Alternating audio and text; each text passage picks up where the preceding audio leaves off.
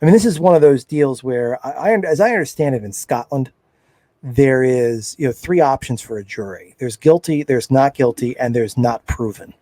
Yeah. This to me is always this is one of those cases where I'm between guilty and not proven. You know what I mean? I don't think I would want to, if I were on a jury, I'd want to vote to acquit.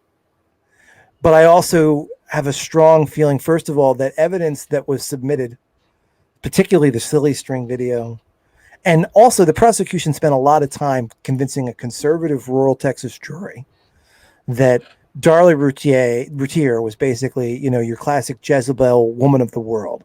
They asked her a bunch of questions in the trial about the level of her participation in her husband's business. They examined her defense, even has her examining her journal. And her journal, frankly, I don't think has anything in it that really is particularly damning, but it certainly opened the door for the prosecution to talk about, she did at one point seem to be indicating an interest in potentially harming herself in the months leading up to the murders. And so they're trying to paint her as depressed, worldly,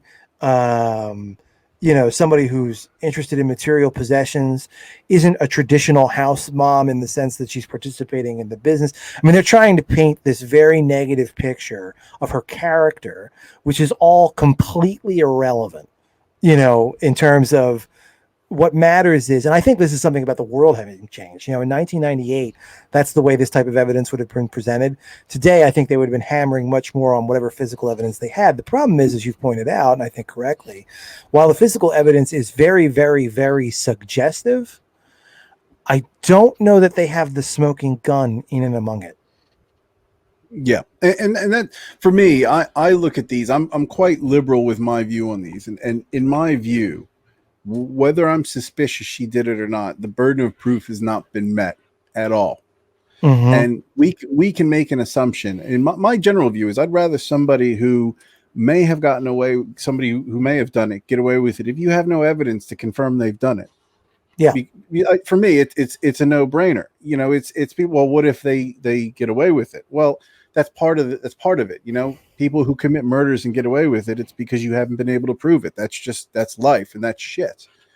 But for me, the fact that she was even to go to that next step and to have the balls to convict her of, a crime that's worthy of death on solely circumstantial evidence, and for all of their the evidence that they claim they have and how assured the prosecutor is. If I were to hold a gun up to his head and say, is she innocent or is she guilty? He would hesitate. And that's enough for me to say, okay, well, clearly this isn't a death penalty case. This isn't somebody who should be, in the position they're in. And I have been hard on the police in this one because I'm just amazed at all of the leads that they confirm that they didn't go down. It's not as if I'm saying anything that's controversial or anything that isn't backed up by the files, the police's sort of files and their rendition of what happened. They didn't investigate anything else outside of Darlie, and they only have circumstantial evidence. There may have been something else out there, but they didn't go down those rabbit holes. They didn't chase up. They spent more time trying to prove Darlie did it than disprove or prove what happened. And that's problematic. But there was one thing that I noted, and you mentioned the depression. That depression is key, is in my view 100% key in what's happened here, because I think, and what I'll do is let me go into what I think happened, because I have a theory. All right, and I'm going to share what my theory is, and let me hear what you think about it. But okay, it was confirmed she had postpartum depression, and this, she even wrote a suicide note at one point. Now, I think, and I did some Googling on postpartum depression, and I came across an article in The Atlantic called Postpartum Psychosis. Have you heard of this? No. So postpartum psychosis, I'm just going to read a bit from it. Sorry, I'm just bringing it up here. So medical research estimate that untreated postpartum psychosis leads to an estimated 4% risk of infanticide and 5% risk of suicide. So with postpartum depression, there's symptoms such as hallucination, depression, suicidal tendencies. And I read multiple stories of mothers who were going to kill, one of which who almost killed her children, who was hallucinating. And she even references Darlie dreaming about things, having these very lucid dreams leading up to the murder. I think she did kill her children. I think she was suffering a psychotic episode from postpartum depression. This is my theory. She murders her children. Her husband comes down, sees that she's murdered her children, knowing that she's not in a good way. And her husband then helps her cover up the murder. I think her husband grabbed a sock, picked up some things. That's why the sock had blood on it. And I think the reason why Darlie hasn't grassed out her husband is because her husband did everything he could to try to keep her out of prison, knowing that she had a bit of a mental breakdown. And there's medical professionals that'll say postpartum psychosis, even in those mothers that kill their children, they're sick people. They're people that when they, it's a psychotic episode. When they finish with that episode, they're distraught that they even did such a thing. They were committing acts that they thought were dreaming. I read one story about a woman who almost drove into a brick wall with her children, and then she came to reality. She thought she was dreaming, and she had to ask herself, am I dreaming or am I awake? And she felt like she had to drive her car into a wall.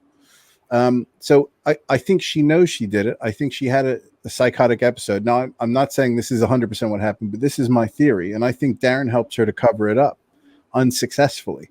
That's my take. That's where I see this happening. I don't think there was an external third person involved. I think that's a really interesting take, and there's a lot to recommend it.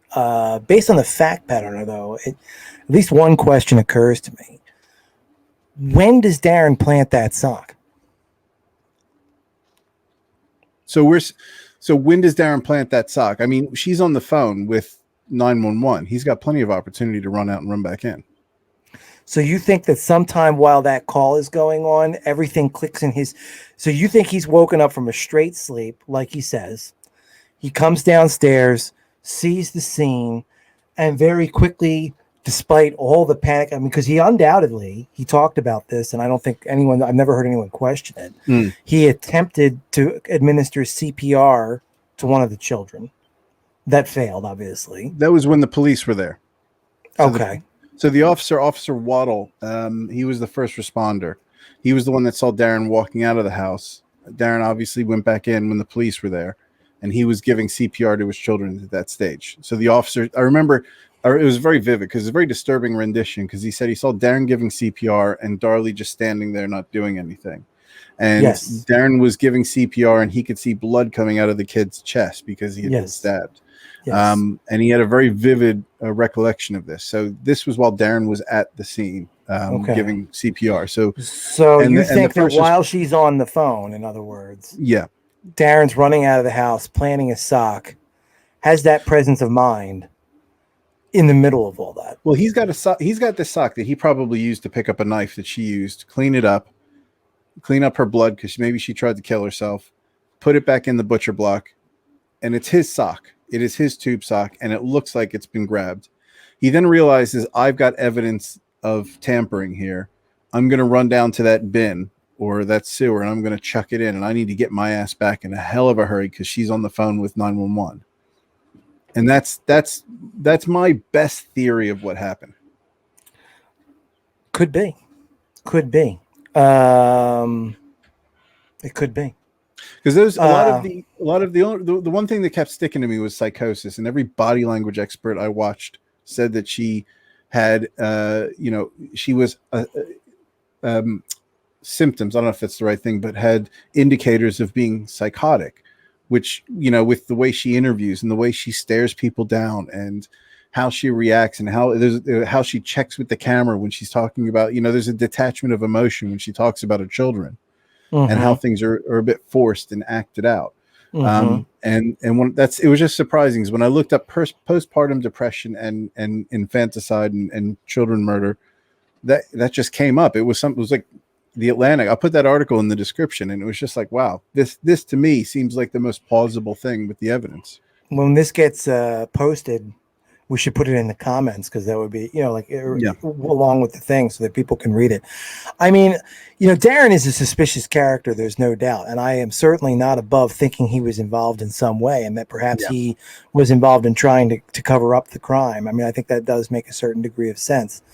And if you think, in some ways it makes more sense than because if you think that Darlie was in the middle of some kind of, like, let's say, lucid dream or psychotic episode or some combination of those two things and attacked her children, then it explains a lot, right? It explains, certainly, for example, why she's still so hysterical and can maintain that hysteria on the phone, because she snapped out of something that she wasn't fully aware of. It certainly explains why there's no real sign of an intruder, despite the claims that there was one. That's part of, like, some kind of strange dream that she's having. But the problem with it is, on the other hand, there's a lot that it doesn't leave explained. One is the intruder story itself, because the intruder story that cuts both ways. Like, you could say, well, that was part of the dream, but if that's part of the dream, earlier you said you think that she knows she did it, but she's just, but it was a part of some sort of psychotic break. Well, if she knows she did it, she knows the intruder story is false. If she knows the intruder story is false, then there's more of a consciousness of guilt there than I would think of as somebody who's just sleepwalking. But in fact, there's a Forensic Files episode about a man who murdered his wife in a sleepwalking episode. And, like, he did it without a doubt, but, like, I'm trying to remember if he got off or not, but his defense was that he was sleepwalking, that he had no recollection of it whatsoever. And, he had experts who were willing to testify that, in fact, that this kind of thing is possible, and it does happen. But that's not to say that I don't think she was, she came to, I think I think if my theory is true, I'm theorizing that the sound of her murdering her child woke up her husband and brought her back to reality, because it's a serious thing that you're doing, or the effort of trying to kill herself or whatever happened. Then her husband comes down, sees what happens. He knows she's not been well. There was reports of her being, in her room for multiple days, and he was getting stressed because he was having to do a lot of the work around the house and take care of the kids. So and this is his high school sweetheart. So he realizes she's not well. He then starts to, break shit very sloppily, throw flowers on the floor, say, listen, if anybody asks, somebody came in here and stabbed you and stabbed the kids. My problem with that is that that's awfully calm and collected for what, even for him, would have been a pretty tight timeline. Because if he wakes up truly not knowing that this had occurred, he's got a little less time than she has to assess the situation, decide, oh crap, I've got to set this whole thing up, run outside, dump a sock, come back in, get the knife, and, like, one thing I don't think that really fits with that at all is the screen being cut. Because if what you're saying is true, the screen would not have been cut. That had to be part of the cover up. And if she didn't do it, then Darren did it. And Darren did it in the same 4 minutes that he also, apparently went outside, dumped the sock, cleaned the knife, cleaned the sink. That's a lot to be doing in what must have been a state of shock. It's more time than Darlie had, if we're saying that there wasn't an intruder. And it's not. I agree, it's unlikely, but it's not implausible that he thought, what has she done? Oh my God. Okay. Intruder, you need to call 911, break this, break that, grab a knife, go out the garage from the screen, after he's moved things with a sock, drop sock, run back, and then the sink's there. I mean, Sean, imagine you woke up at 2:30 in the morning to the sounds of your wife screaming, and you found your dog butchered on the couch. Do you think that in 4 minutes you could cook that up? No. Exactly. But that doesn't mean that it's not possible. It doesn't mean that it's not possible. We're talking about the preponderance of evidence says that, to me, it's not well, one, I don't think it's impossible for somebody to come to that conclusion. 75 yards down and back, for someone of his, let's say, limited fitness, can be done in, I don't know, let's say a minute 20, and then Oh, at least. I breaking mean, yeah, like if the it was crime just scene the looked sock, haphazard. And if we it were know what just the Darlie was sock, doing while he was doing that as well. if it were just the sock, I'd agree with you. But we also have to cut the screen. That's on the way out. How hard is that? Zoom, zoom, out the door. We're not talking. We're not talking. We have to Breaking wash clean. the knife. Yeah. I We mean, have it's. I'm not saying. Look, I'm not saying this has been something that's been litigated over for 20 years, and I'm not saying I've cracked the case. Yeah. However, this to me is the most plausible series of events, and I may not have every detail correct. But we Right. also are working on, the crime scene that was investigated by, police who weren't as thorough as they probably could have been. And I'm not sure the full narrative that we have from the police is accurate as to what happened, the timelines and such. It just, to me, that's the most plausible thing I can think of, because I don't think there was a third person involved. I think you would have probably had somebody come clean or somebody caught. I don't think a burglar broke into the house, because people who rob don't want to kill, especially with knives, especially in Texas. Fuck, everybody. Especially knives, what they did bring. You get the Pizza Hut probably has an offer where you can get a gun with an extra, cheese or whatever. Although an element of Darlie's defense, I was trying to like track down if there was any updates on this. An element of her defense, at least as presented in the Unsolved Mystery segment, I don't know if it was presented at trial, was that there had been some crimes of a similar character in the Dallas area. I think they were actually in Dallas proper. And so one thing, like, I mean, I know that she was in quote unquote suburban Dallas, but Dallas is a giant place. And so I don't have a great sense of how far Rowlett, Texas is from some of these crimes and whether or not, this would have, there really could have been a connection. But there was supposedly someone who was breaking into homes and assaulting women with knives that they had found in the in the premises and while wearing a sock. You're kidding me. No, that was supposedly, something, but I have not found anything to indicate whether or not that was solved or whether that was even really a thing. It's just something that got floated. So so let's just say, assume that's true. Then I don't think I've been hard enough on the police. Because I think again, the willingness for them to run with the narrative that Darlie did it without thoroughly, even the idea that this was a police report, the police investigated a woman who had somebody try to break into her house on the night that Darlie had somebody quote break in and murder her children. And I think even in that police report, she said she saw a knife in the one's hand and they were wearing all black. For me, it's like, how are you that confident to just sort of drop everything else and investigate Darlie Routier? I believe she's involved. I don't think that's how police investigations work, though. I think that you start like you have some bodies, right? You start with an investigation. Well, you have to clear. You start with the inner circle and you clear outwards, right? So who is in the home? Okay, we start with the husband.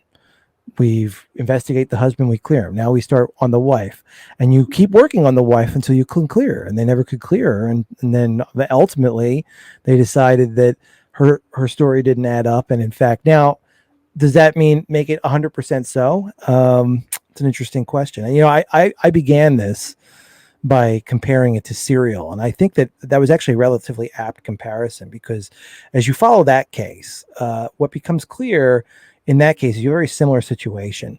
Adnan Syed, in that case, there's a single witness who basically put him where he is, and it was his friend.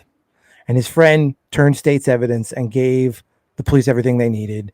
And one of the things that he did was Hai-Min Lee, his girlfriend, her car was missing and no one could find it. And Jay, to prove that he was telling the truth and knew something, took the police to where Hai-Min's car had been found. So that, they knew that he knew something of it, right? Like there's no way for him to know where the car was unless he was somehow involved. And his story was that they had driven around in her car with her body in the trunk, and they ultimately buried her in a public park. But he, of course, his story was that his friend, the one he was turning evidence against, was in fact responsible for the murder. And in that case, Adnan Syed, he was the ex-boyfriend. He had all the motive to be the one who did it. And they had a witness who, the problem for the prosecution was, and the problem in that case is that witness, Jay, he can't tell that story the same way twice. He is not credible in so many ways, because every time he tells the story, there's a different thing. And he was interviewed recently after, I mean, the case happened almost 20 years. Now it is 20 years ago. He was interviewed somewhat recently when Serial became a hit, and he had yet another version of what had happened that night. And it was always kind of shifting and changing. And now it was something completely different. I mean, not completely, but like a big element of it had changed. And you look at him, man, like this guy can't tell the same story. So why, therefore, if he's so incredible, how is it that the jury can convict him? The problem is when you look at Adnan's story, every time you try to come up with some other plausible thing, it falls apart. It's not so much that it goes beyond a reasonable doubt, not because of any specific piece of physical or circumstantial evidence or eyewitness testimony that they have. It's that the group of it sort of surrounds Adnan, and there's an Adnan shaped hole in the center. You know what I mean? And I think that's what you have here. You have a Darlie Routier shaped hole in the center of this thing. Everything, the first narrative starts with her. You try to check it out. Things don't add up. And the only thing that's always at the center is hers. Even in your version, she's still principally responsible. Yeah. It mitigates the level of her responsibility. I agree that she probably shouldn't be on death row. But it's just hard to really cook up another plausible scenario where she is not primarily responsible. I disagree. Now I don't disagree from the end result. I disagree from the perspective of the police at the investigation stage. So let me just compare these for you. Okay. So the first one, Darlie Routier. So let's look at the options here based on the evidence we have. And let's pretend that the police are looking at all angles, not just one. And I think we agree that the police laser focused on Darlie Routier. Oh, they certainly did. Routier. So let's take a look at Darlie. Okay. Darlie, criminal record, no. History of mental health. Now let's forget about the postpartum depression, because that's a fairly commonplace thing, for mothers. No criminal record. Character witnesses, neighbors loved them. Everybody who knew Darlie and Darren, yeah, great, happy couple. And I know there was some problems in their marriage, but people have that. No history of violence, normal. Wakes up in the middle of the night, murders her children out of nowhere. That's one option. Any physical evidence? No, but it's just very weird series of events. It looks like somebody covered something up. So we have some circumstantial evidence that, okay, fine. Okay, well, what else do we have? Well, we have somebody prowling the neighborhood who tried to break into a neighbor's house a couple blocks away, wearing all black with a knife. Okay. Whoa. Oh, that to me sounds a little bit more compelling to investigate than necessarily Darlie. Okay, well, what else? Her husband was going broke, and he did try to get somebody to break into the house for insurance money, and Darlie's life insurance is worth $250,000. Could he have hired? So yeah, he had a gun to his head at one point, threatened his wife to kill himself if she left. She was going to, okay. That to me sounds more credible than Darlie just flipping a switch one morning and killing. I appreciate this is counter to my narrative, by the way. But again, I was going to say, you thought that's more but I'm looking at this outside of myself. I'm looking at this from the perspective of the investigating team who are comparing which is the most likely option. And of those examples, they decided to just forget those other things and focus on Darlie, who, again, I agree. I appreciate there's some contradictory pieces in my story here, but I'm talking about the process of investigation. Does not sound like a sound process that they undertook. Granted, I think they got the right person, but it just absolutely astounds me that if I compare those narratives, I'm a bit more interested in some of the other ones than I am that Darlie, coming out of nowhere, just decided to murder her children. I'm going to be somewhat self-contradictory here as well, because I think at the opening of the discussion, I think I said that there are some problems with whether or not we've reached the reasonable doubt threshold. And that's what I mean. That Serial case is, again, an apt comparison, because that's really the situation. I think it's actually a little bit more obvious in Serial that Adnan, I just don't think there's another plausible candidate. Because either Jay or Adnan did it. Adnan says he didn't do it, but won't accuse Jay, because in order to accuse Jay, he'd have to admit that he was more involved than he was. And so that leaves him up a creek without a paddle. And, so there you go. I think this is similar, but I think Darlie's, just the nature of the case, the fact that there is no other witness, you are dealing only with, as you say, circumstantial evidence. Although I will point out, dumping on circumstantial evidence circumstantial is not any less valuable, even in pure legal terms. The Supreme Court actually says circumstantial evidence is no different than physical evidence in a case. Yeah, correct. So, and what you have here are circumstances where Darlie has made a claim that is unsubstantiated and perhaps unsubstantiatable, which is the cleverness of it. It's not falsifiable. Yeah. Someone was here. Well, there's no evidence that someone was here, but that doesn't mean they weren't. You know what I mean? Like, it's they can't falsify it. There's no apparent motive for someone to break in and take a somewhat lazy approach at killing the adult person on the couch, but take a very precise and brutal approach in killing the two children. Yeah. It doesn't really make sense for Darren to do it that way if the motive is financial, for the same reason that Darlie's own relatives are saying, well, it didn't make sense for her to do it for financial reasons. Well, the same logic applies to Darren. And you notice, I think it's telling that as much as Darlie's family is stumping for her innocence, they do not accuse or suggest that Darren is involved in any way. They're all in on the intruder theory. No. Well, I mean, but the problems with the intruder theory are, again, it's just not falsifiable. And it could be the case. And there are these fingerprints, but okay, where are they? You know what I mean? Turn them over. Let's run them against let's produce them. The fact that they haven't been turned over is problematic. The fact that an intruder has no apparent motive. I mean, the only motive that an intruder would have, if it's not robbery, presumptively is, to go after Darlie for reasons that we can imagine. But if that's the case, he utterly failed to do that. But one thing, can I point out one thing though? Right. You're comparing a thorough process. So let's say there's 3 narratives that we say are somewhat plausible. Okay. Let's say 3, one of which is Darlie, one of which is external prowler, one of which is Darren hiring somebody. They spent 100% of their, let's even, I'll be generous and say 80% of their efforts on confirming Carly and 20% of their efforts gathering evidence on the other narratives. So we're comparing the totality of evidence on something they've worked a hell of a lot harder on than the 2 other avenues that they only questioned people and gave up on that. So we don't know to what degree they could have found substantial evidence if they had researched, okay, what cars were in the area? Who did they belong to? Oh, that was somebody who was arrested 2 weeks later for robbing and killing somebody with a sock on their hand. We don't know how far they could have taken those lines. Does it strike you though that what you're telling me, if it's accurate, I didn't read about this prowler theory or the car in the neighborhood, but and I didn't read about the hand sock guy in Dallas as well.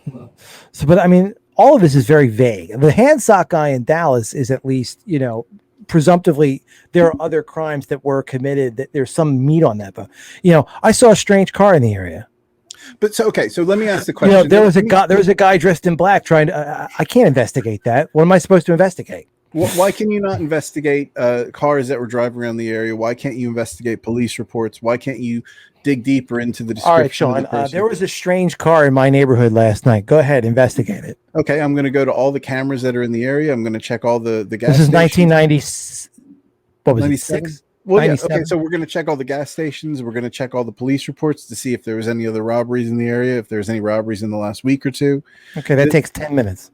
Exactly. They didn't do that. How do you know? Because they said they only questioned her, and if you look in the case files, they questioned a witness who said that somebody was trying to break into their house a couple blocks away, and they didn't pursue it anymore. They just took a statement, and that was it. Well, when you say they didn't pursue it, for all you know, they went and looked to see if there were any reported robberies in the area, and there weren't. And, okay, to be fair, that's it.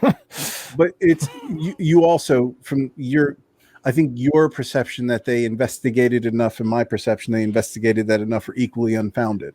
And you have a police department with limited resources. And again, like the process of any investigation, you start with the people who were at the scene and you move out from there once you've cleared the people at the scene. The problem for the police in this case is they couldn't clear the person who made the 911 call for good reason. Now, having said that, I also don't think it is strange that the evidence, while compelling, doesn't quite meet the threshold of false. What they needed to do was be able to show somehow definitively that the thing that she said happened didn't happen.